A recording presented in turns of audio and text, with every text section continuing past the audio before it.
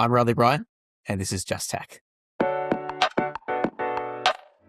Thank you very much. I was ugly sobbing. God, you guys look like twins. I have felt quite guilty. It's time to leave JJ now. I might never go back to acting. It will haunt me until the day I die.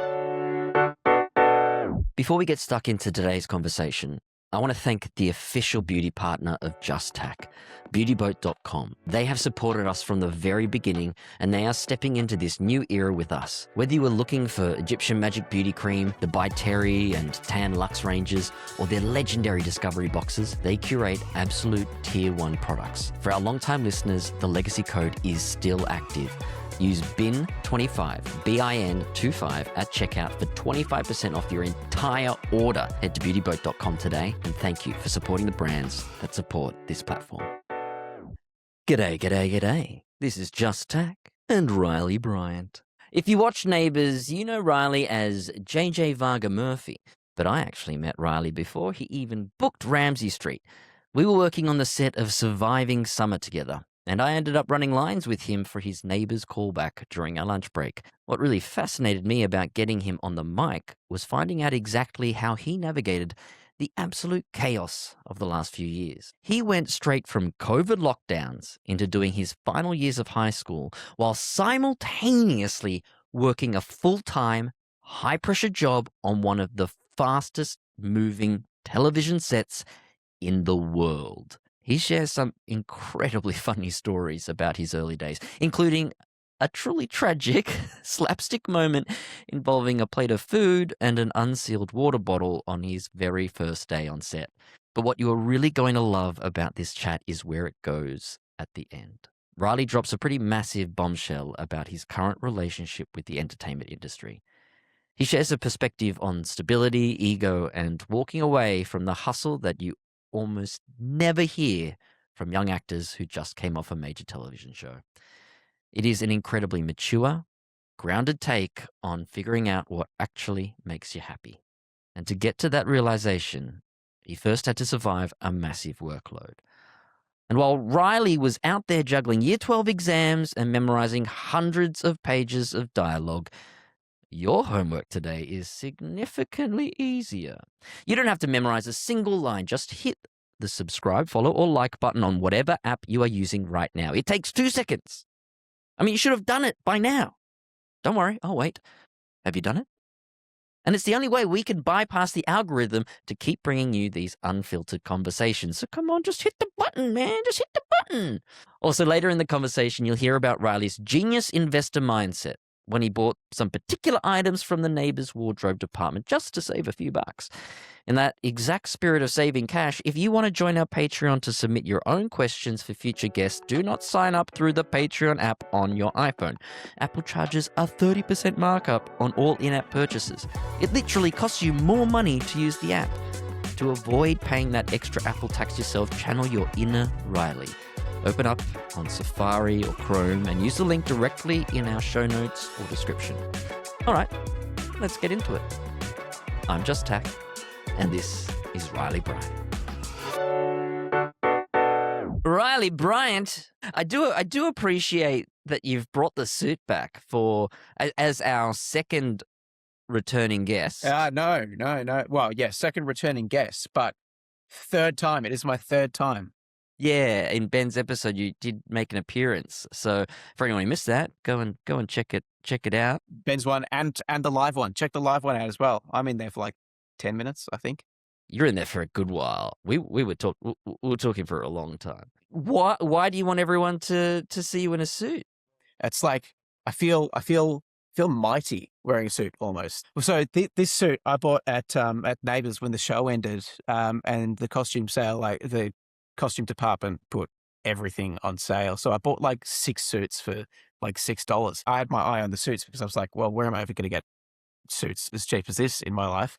And, you know, thinking I now have 6 suits, I'd be like, oh, great, I never have to worry about suit wearing ever again. But I think there's been like maybe 2 occasions where I've ever had to wear a suit since then. And I think the pod has been those 2 occasions.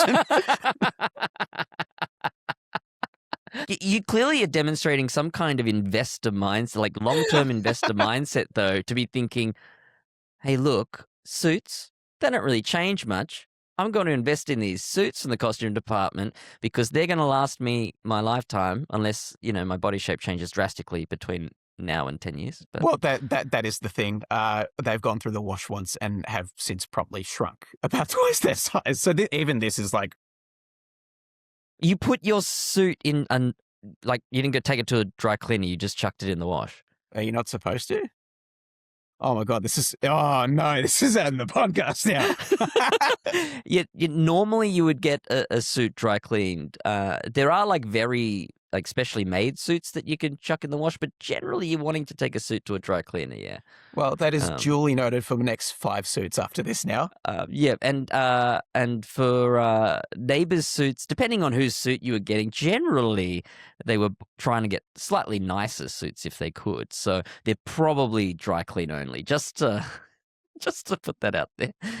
But it's actually impressive. Well, I mean, I can't really tell, but it looks okay, so it didn't do too badly, especially if you put it in the dryer too. Well, there's the thing. I put it in the wash and then I let it air dry and then I ironed it. Okay. Which is probably like all the things you should do wrong. I mean, it depends on the material, but generally you want to steam. What is it? I don't know. It's probably on the back. Yeah, steam is always going to be more of a friend for a suit than an iron. Yeah. Depending on the materials, etc. But this is all life lessons with tack at the moment. And that's how we met, really, because we met on the set of Surviving Summer, where I was playing Liam, the commentator, and you were playing Crying Boy on Beach or something. Crying Grom, yeah. Crying Grom, there you go. Yeah. His role was literally a cut to where the camera would cut to him and he was just crying on the side.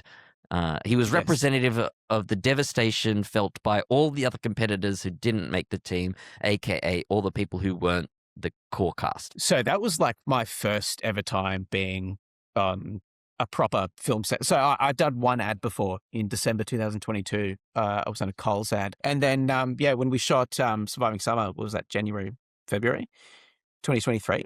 Probably that sounds right. Feb, I'd say.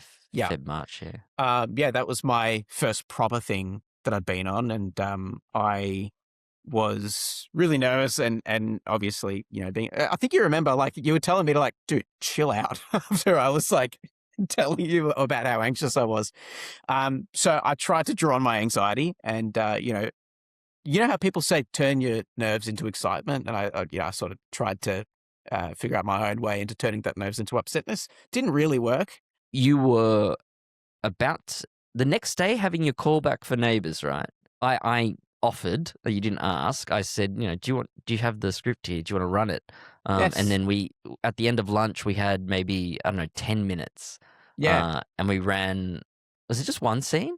Or was it 2? Oh, there were 2 scenes, but we only got to run the first one, which was sort of like a bit of a love interest romance. Yes, the one where Nell says that she likes me, I think. And they ended up scrapping that scene, but unfortunately, I would have liked to see how that went out. But why do I remember it being more of a scene of you telling her that you did like her? Because I eventually came around to saying that I did like her after saying that. It was sort of a cover. Right. Yeah. The young love thing. Yes. Were you told at the beginning that, this is jumping ahead a bit, but that you and Nell would be an endgame kind of couple type thing? Well, I'm sure there was always like that sort of insinuation that was going to be the case because, even in the first episode or maybe second episode, JJ and Nell's first interaction with each other is like a little bit, there's a bit of electricity in the air. A bit of tension. It's a bit of fascination with each other. Yeah. She called me Confetti Boy and then put a little piece of confetti on my nose. So yeah, there was obviously something that was going to go on at that time. But yeah, it was quite a slow burn. I think it took like 8 months for that relationship to start after we started filming. Yeah. And what can you remember from my my directions in that 10 minutes? Well, it must have been good because I got the role. It must have been amazing. I remember that you were telling me a lot about making it grounded and everything, and making it naturalistic and more about what I would do in this situation instead of trying to make it a caricature. I don't know how I got this job, honestly. I was so new. I was so green tack. I just got lucky enough to be able to rehearse it with someone who was actually on the show. And yeah, so I have you to thank for everything over the past 3 years, Tack. Thank you. You got yourself the role. I might have just given you some confidence to feel like you had a one-up on others that you may or may not have had. You did what you needed to do. You looked the way you needed to look. And I wouldn't take anything away from that. And clearly, you did a good job going on from there. And the fact that you and Nell became a thing, and that scene was sort of like, okay, can he do this thing? Because like really, when the way I see it, when with any soap opera and that kind of show where they're looking long term and they're looking at the actors to kind of guide them on the possibilities of the role, because they have a 6-month plan, like, okay, we could do these sorts of things. And then they've got like, oh, maybe really long in the future, these sorts of things. But as the actor unfolds on set, then they're going, oh, this is what they're capable of. And then they push them into those storylines, right? Oh, So you absolutely. clearly proved that you could play be a lover boy and Thanks, man. be Thank a you. romantic lead, and be one that a lovely lady would want to date. So congratulations. Oh, that is a compliment of the highest order. Thank you. I'll be telling everyone I know now. Thank you. Look, someone would date me on screen, so everybody Yeah. else Yeah. should want to date me. I have the social proof. It's on TV. But you were what, 15 then, right? Yeah, 16 when I started. Yeah. 16 when you started. So were you 16 when you were auditioning? Yes. Yeah. I was 16, still in school, just finished year 10, going into year 11. Yeah, and I don't know how the hell I did that. It was, school after work and also learning lines for work during school. It was rough. I can't fathom the difficulty of that. Not only on the work sense. So obviously, year 11 and 12, which are the last 2 years of high school in Australia, Yeah. it's intense. Like any last 2 years of school anywhere in the world. But on top of that, you're working. Were you on 2 episodes? Yeah. Yeah. So then, well, 2/3 of a full-time role, let's say, Yeah. on Neighbours, which is a full-time job anywhere else, and dealing with just obviously the homework and the memorizing lines, having to manage yourself on set in a workplace, and then also at school, and then also trying to struggle with the social things. Or not to put words in your mouth that you were struggling, but having to deal with the social things as well, that you goes through experiencing in their teen years at that point. Did you feel? What do you think? Like came out the worst from all of that? Unfortunately, working a near full-time job and doing school at the same time, I was doing all the workload from school, but I wasn't having any of those social relationships that everyone's supposed to have at school. And just unfortunately, as a consequence of that, I tried and I caught up with lots of my friends outside of school, but it just wasn't enough to study together and to take classes together.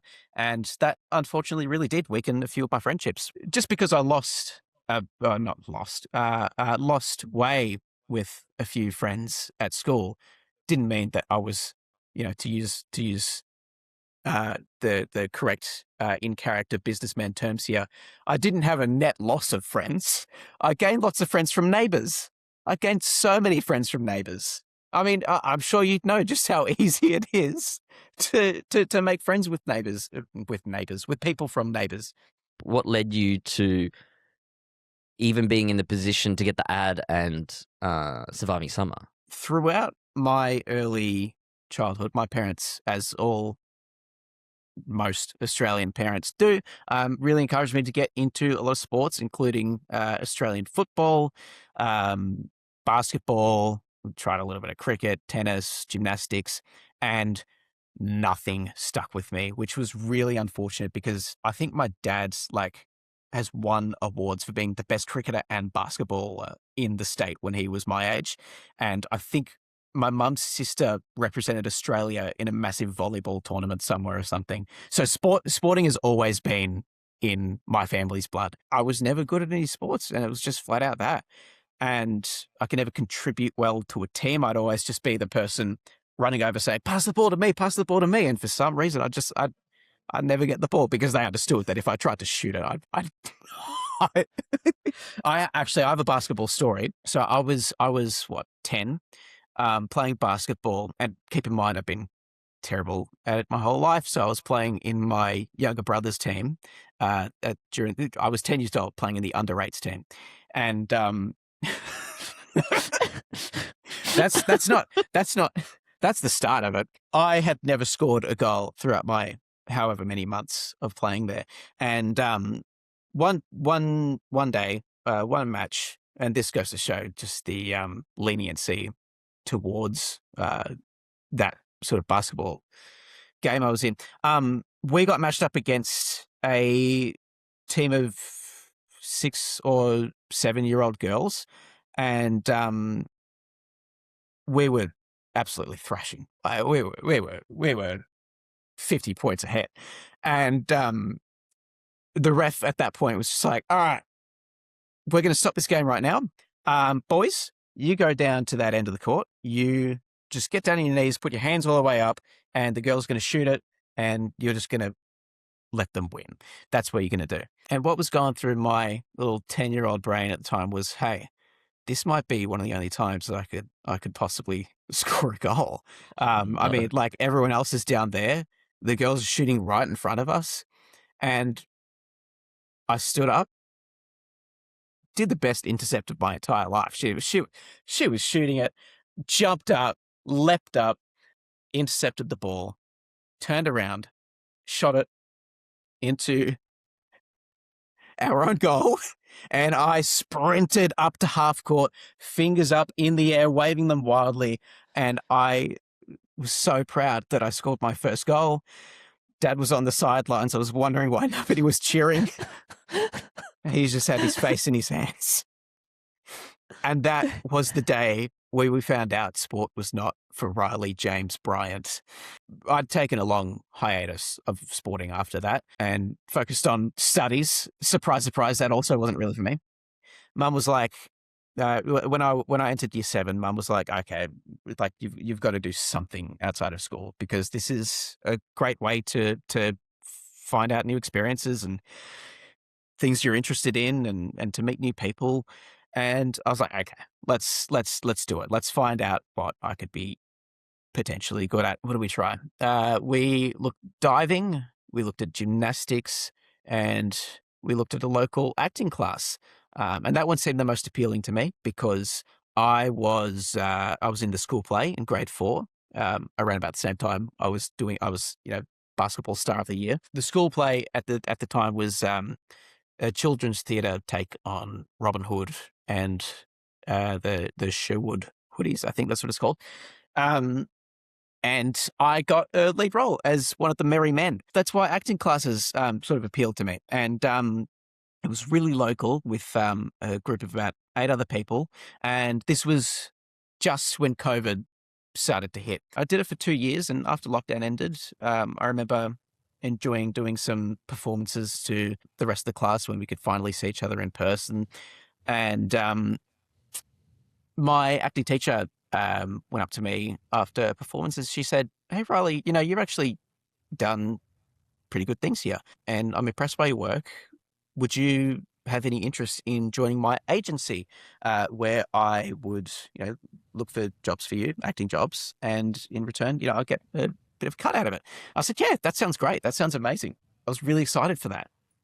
And it was, about a year of properly auditioning before, going into what I said before. Now, got the Coles ad.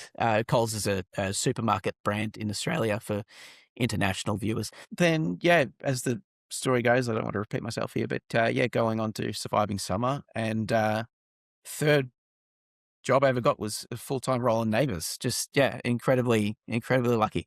That is the story of how I got into acting. You had a really tough, like, teenage years of going from COVID, uh, which obviously super hard, then getting out of COVID to then go into Neighbours, which then is like a super disrupted, like, teenage formative years of being stuck in the house to then in one of the places that had the most, or if not the most locked down place on the planet, to then being put onto a professional set which moves is one of the fastest shows shot on the planet. You're having to learn incredible amount of lines, execute them incredibly quickly, whilst having very little professional experience. And it's a hard environment for people who've been veterans of the industry coming on and then shooting on a show like Neighbours, whilst also then studying and then trying to navigate all the social aspects of being a teenager. But it is truly commendable that you are as genuinely delightful and just a good human being, really, as you are, because the road that you've had to travel, many would accept you to not be to have gone off the rails at some point. You know what I mean? Like, Tak. Oh, don't make me cry on this podcast. Wow. Thank you. Well, I mean, I have my parents to thank for that, my family to thank for that. Like, yeah, they led by fantastic example. If I were to raise kids, there would be nothing that I would change to my parents' parenting style at all. Like, yeah, I love my parents very much, and I will always have a very close relationship with them because of how supporting and how loving they are. Yeah, I'm very lucky.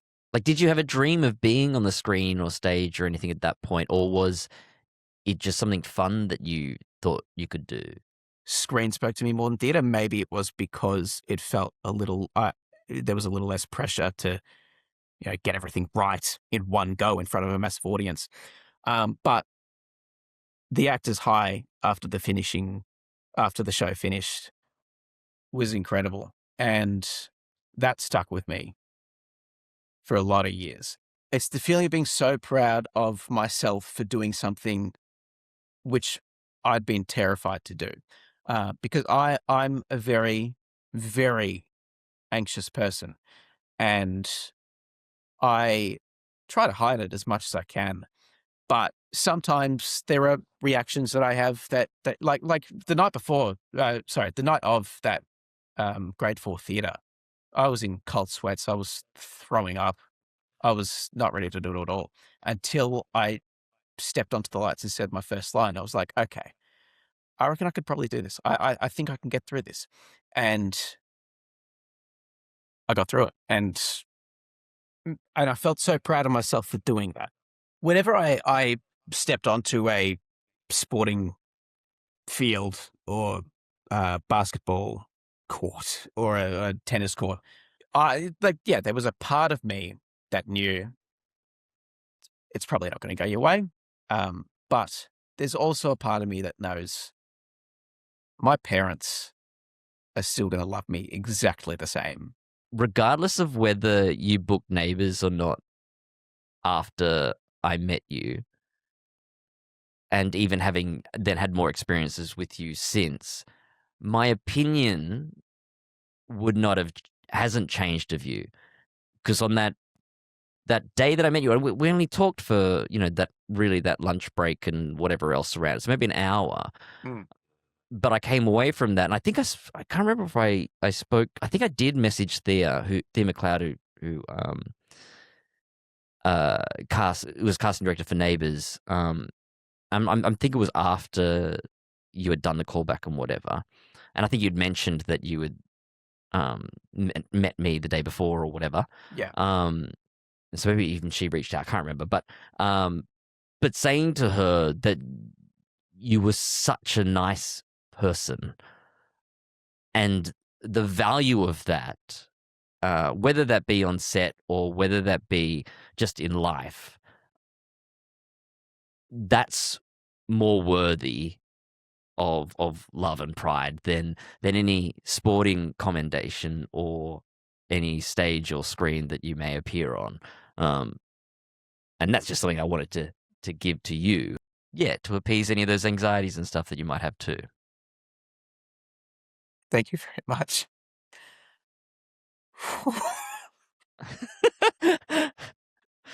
Ugh. Tak, thank you very much. Wow, I didn't expect to to get to this part when we were doing the podcast. But yeah, I hope you've heard that. Now I'll change gears for you, and like we've been like therapizing a bit for some reason for the last like half an hour or something, so we can change gears and relieve you of that, because I don't want you to be in an uncomfortable place either. So let's move into Neighbours. The first day that you stepped on set, or even the week leading up to it, is always interesting. What was that week leading up to the first day?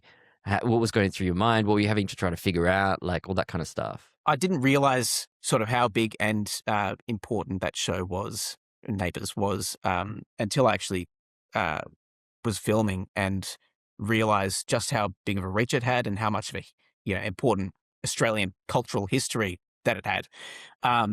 But also there was a part of me that to have that reaction when I first got the role was like, I didn't expect me to get this role, because I'd been auditioning for 3-4 years at that point, and I've got 2 things, but I suppose I could have just been lucky and got them. And then especially just to get a huge, big role, like a full-time role on Neighbours, it was completely out of the blue for me because I didn't think I was ready for that. And a lot of it was just shock from being like, this is a huge change that I did not expect. Yeah. So what was the first day like on the set of Neighbours? First scene of the day of the whole Neighbours revival was one of me looking around Ramsay Street, standing in one spot looking around Ramsay Street. Anyway, so on to the second scene of the day, which was one of my favourites. So in that week before, we had been rehearsing some of those first scenes, and one of them required technically a stunt where I drove into Ramsay Street. I think it was one of the first scenes chronologically in the whole reboot. And I was driving, the context of the scene, driving into Ramsay Street for the first time. I'm on my learners, and I took it way too fast. I should not have been going that fast. And it's not helpful when you have someone as energetic as Sarah West sitting next to you in character, being like, "Floor it, mate, fucking floor it!" while we're off. No, we ended up doing it well though somehow. And I remember meeting Lloyd for the first time, Ryan for the first time, Ayesha, Shiv and Georgie. And by the end of it, I remember I was just so knackered. I was like, this is amazing, but how am I going to like sustain doing this every day? And fortunately, those all day, every day, or those all day days never happened quite a lot for me, being on 2 episodes out of every 5. Before we move on from the first day, we have a Patreon now, and if you're on a certain tier of the Patreon, you get to ask questions of our Neighbours alumni. And you actually answered most of Karl B's question, but I'll read it out just so that you can hear it. But there's a second half that you can probably answer. I believe you filmed one of the first on-location scenes for the Amazon series of Neighbours.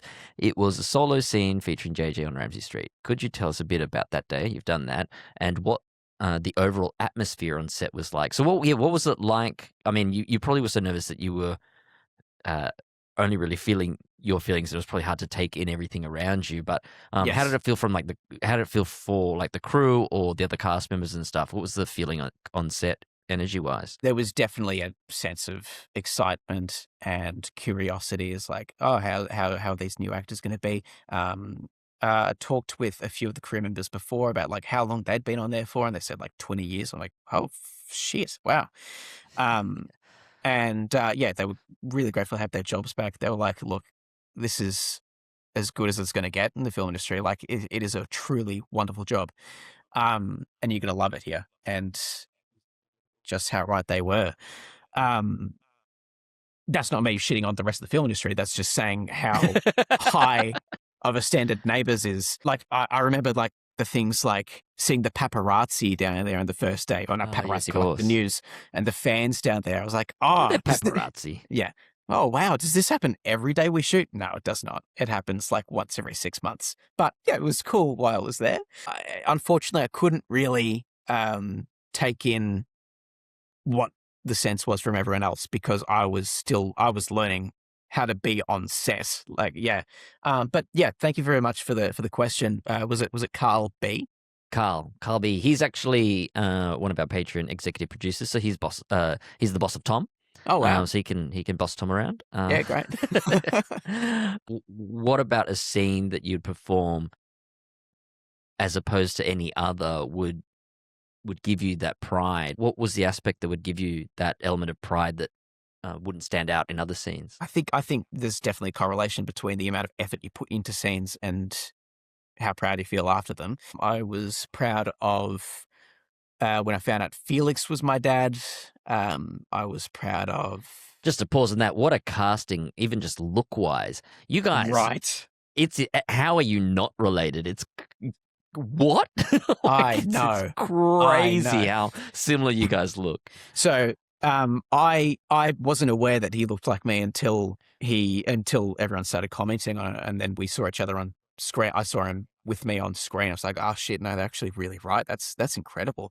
And it was really funny the first time hearing that he looked a lot like me, because the first things I heard about James from other people was like, oh wow, he's hot, isn't he? Like he's really hot.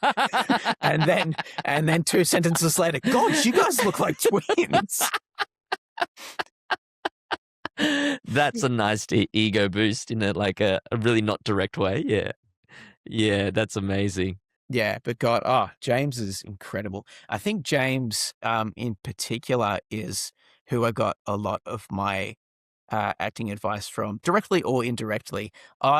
Something about James's performance really stood out to me, just in the way how he was so natural about his character. He was a massive inspiration for me on Neighbours, and there was absolutely a huge contrast between the scenes of the first 6 months of shooting compared to the ones after that, especially not only because of James, but also because after the end of the first 6 months, the episodes were airing and I could see myself and see what I was doing wrong and like actually be able to critique my performance and learn what to do better in a similar situation next time. What were some of the things that you were then going, I did that, I should have done, are there any examples or patterns of behavior that you were doing? A lot of it was just like stress on the wrong word or like stuff. It was like really minuscule stuff that to me seemed glaringly obvious. But people at the time said it was really good. So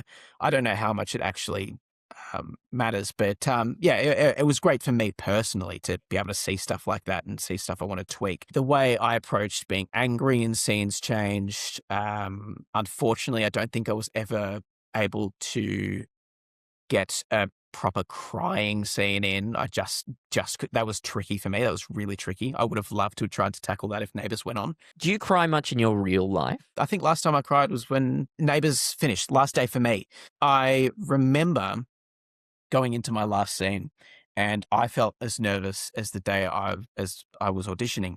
I was like, whoa, okay. Yeah. Similarly, this is now a moment that's meaning that my life's about to change. And I remember doing my final scene. It was with Sarah, who plays Kara, Naomi, who plays Remy, James, who plays Felix, and Lloyd, who played Andrew. And the scene was, I think it was me, Sarah, and Naomi's final scene. And it was Remy, who had lost her memory, remembering who Kara was, because she'd forgotten or hit her head and selective amnesia, I think. Yeah.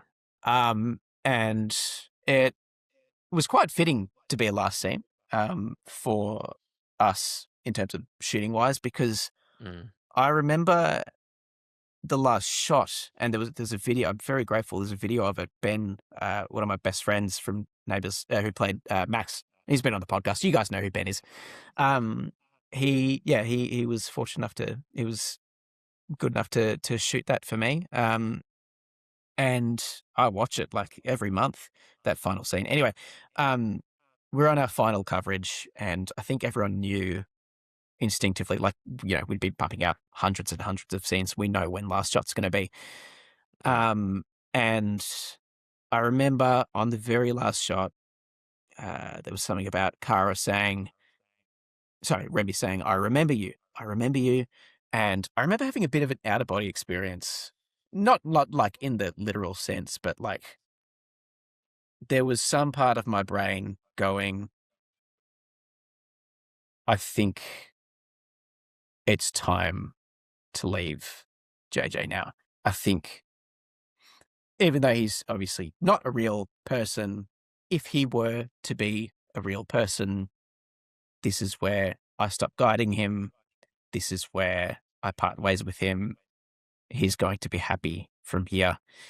And I couldn't, once I started mid-take, started crying, and then Scott Major, our director, he called cut. And waterworks started. I was ugly sobbing. And and I've never been able to like sort of recreate, I guess, the way that I felt playing JJ before. I feel like there is some part of my brain that's just like, we've let him go, and he's off doing his own thing now. Had you grown up watching the show at all? Unfortunately, not at all. I would have loved to though, but a couple of weeks in, I was able to sort of grasp the full extent of how important the show was. Did you have any impressions of any of the actors beforehand, or was everyone you're meeting kind of on the same level of you just going, oh, hey, how you going? I remember, this is a story that I wanted to tell, but I decided not to. About the meeting the cast and crew and producers at that meeting. Right. During the week before the first day, I remember walking into the room, sitting down. Someone appears a little bit late. It's this man about my height, maybe 60s, scraggly beards. Oh no! And he walks in. He takes a seat. And he just looks like he owns the place. I wonder what. I already know who you're talking about too, which is amazing. Like, I wonder what he's going to have to do on the show. I hope I don't have to interact with him much, which probably says more about me than it does about him. Like, that's a bold assumption. We ran around introducing ourselves, and the man spoke and said, my name is Stefan, and I play Paul Robinson on the show. I have been for about 40 years now. And he's just the sweetest man. Like, anyone who knows Stefan knows how good of a person he is. Yeah, you can go back and watch our episode with Stefan to if you're wondering what he's like. But he's an amazing human being, yeah. But I can imagine him coming in because he wouldn't have been shaved and stuff. And, and he would have been very like laissez-faire again, and just been, and I could see someone having that opinion of him for sure. Yeah. So did you actually make any public embarrassment stuff, or was it just all in your head? Yeah. Another blunder on the first day. We were, oh God, it pains me to even think about it. This is a memory that will haunt me for the rest of my life, because I think back on it so often at night. I physically cringe. That first day, we were getting a little tour around the studios, and all of the new cast who hadn't been on before were getting a tour of the sets and everything by Andrew, our wonderful producer. Just before that, though, we had some lunch. Was very excited to order, what was it, like a pretzel or some sort of French toast. That was all paid for by production. You're able to order? Yeah, because they didn't have the food. The cafe wasn't there. Cafe ready. Okay. And I was mid gulp down of the food, and Andrew walks in. He's like, "All right, guys, we're going to be showing you guys a few the sets, just so you can familiarize yourself with, studio A, B, C, D, and what the different houses actually are, where the cameras are. I walked in. He's like, "Yeah, guys, feel free to bring your food, water bottles, whatever." So I put my food on a plate and tucked a water bottle underneath my left arm. And we walked in. He was showing us around the sets. He showed us the Rebecca house, which was later to be the Varga Murphy house. Walking in onto the set, and I dropped my cap on my water bottle down onto the ground. It's like, whoops, sorry guys. Bent down to pick it up. The food fell off my plate onto the ground. I was like, oh no. Went down again and bent over further to pick it up. And because the cap wasn't on my water bottle, I poured water all over the set. And my face, my face, I could feel my face going so red. And it's a comedy of errors. it was so slapstick. If you tried to do that, like it was written into a script and you tried to do that, it wouldn't look right. They'd go, what is this guy doing? And you could just hear people pity sighing like, oh. Thankfully, I think people have forgotten about it now.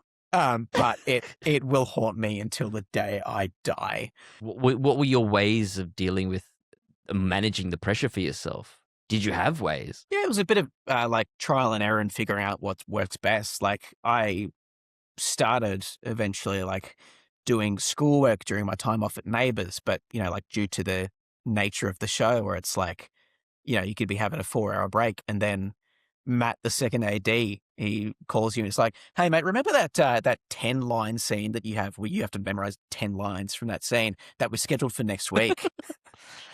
you have a 4-hour break, right? Yeah, let's shoot that in about 30 minutes. Get dressed. So, yeah, schoolwork was all at home, or on the occasion I actually went to school.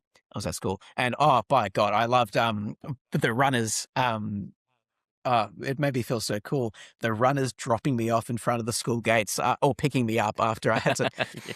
I remember being in class often and like I checked my phone and be the time the runners picked me up, looked at the teacher, gave her a nod, said to my friends, like, sorry guys, I'm out of here, babe. Duty calls. Yeah.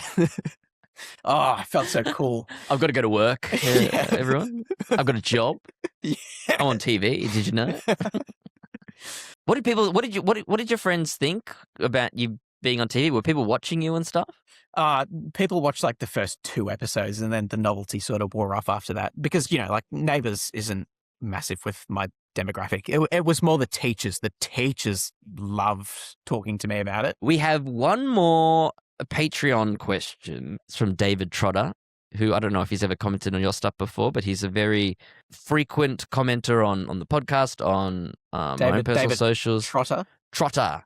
Trotter. But he's also always been a big support, which has always been really nice. But he asked, hey, Riley, if Australian television and film was enjoying a golden age financially and you were the person deciding what got made, what kinds of shows and films would you be greenlighting, and what do you think audiences are currently missing out on?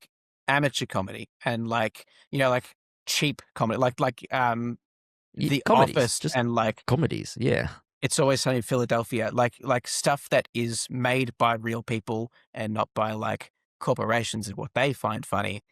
It's what actual people who want to create human beings. Yes, yeah. I think shows like those with a heavy emphasis on like improvisation, I always find to be funny. I'm watching Curb Your Enthusiasm at the moment right now. One of the funniest shows I've ever watched. It's so good. And I think, in a world like today, maybe we just need a bit more laughter. Good question, David. Thank you. Yes, thank you, David. So what's life been like since Neighbours wrapped up? So after Neighbours finish, there was a good like 2-month period where it was like, oh, this is the worst. I was in a bit of I wouldn't say depressive state, but I was certainly like really unmotivated. Post-show blues. Post-show blues, that's the term, yeah. And truly have no idea what's next for me. I mean, yeah, the world's my oyster. Maybe a holiday. I think I should probably book a holiday somewhere. Is acting still the thing that's at the forefront of your mind of what you want to do? So strangely enough, no. Um, Mhm. That's not I strange. okay, that's good because I have felt quite guilty about that. Um, I feel like I've maybe let some people who really wanted to see me do that down a little bit. And that sounds like I'm fishing for the answer of no, you do whatever you want to do. But two things can be true at once. I feel both ways.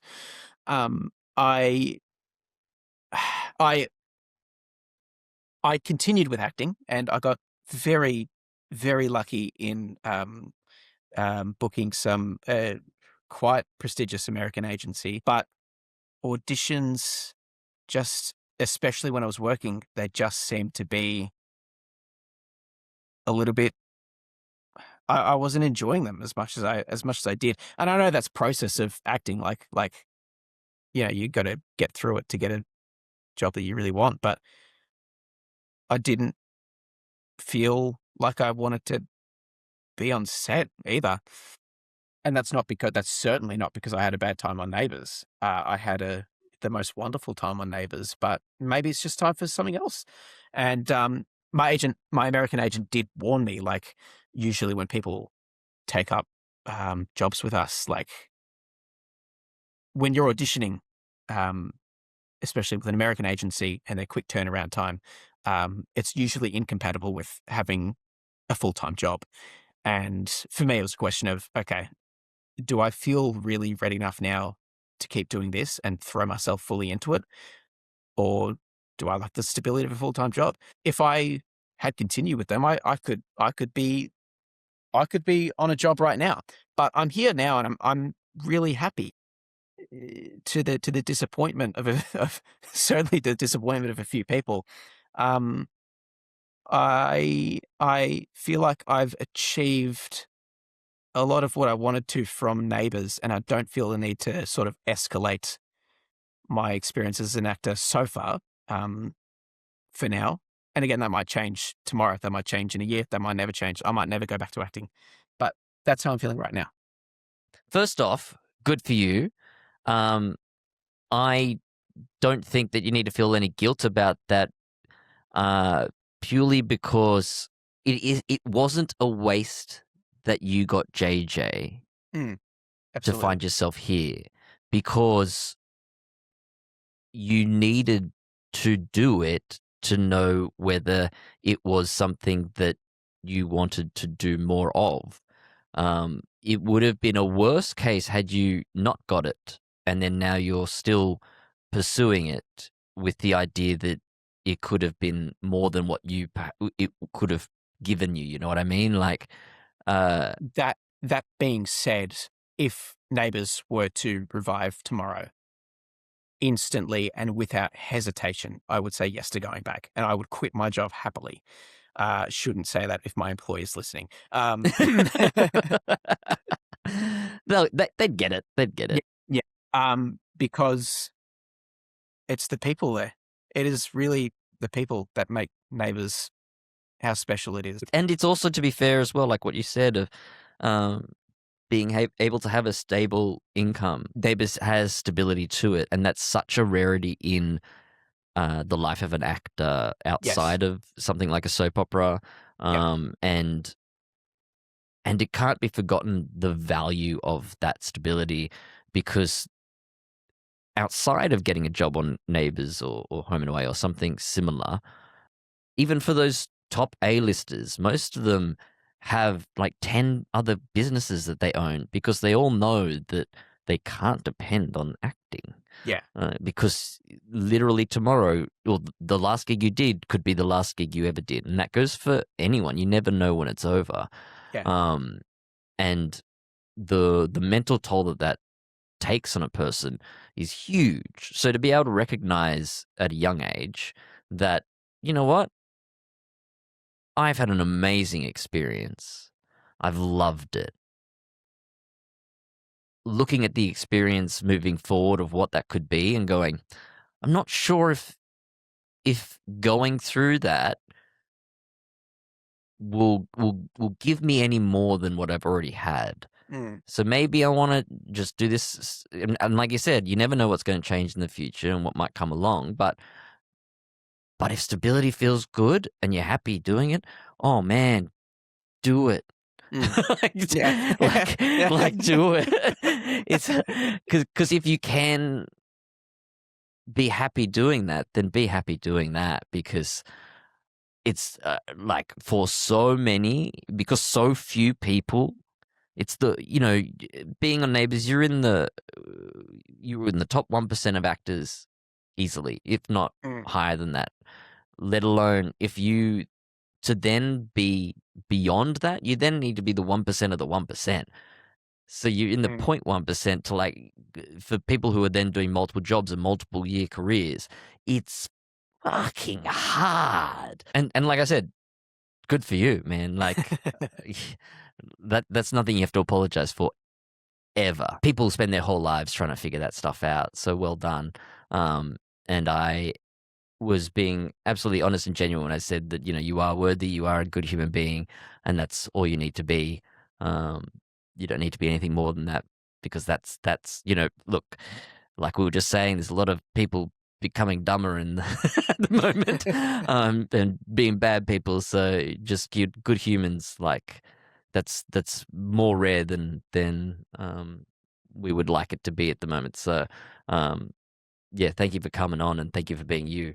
Takaya, thank you very much. It's been an absolute pleasure, truly. And thank you all very much for listening. And that is a wrap on Riley Bryant. A big thanks to him for coming on and being so honest. I'm still thinking about his absolute genius move of buying 6 suits from the Neighbours costume department. And that is exactly the kind of long-term investment I am trying to make with Just Tack.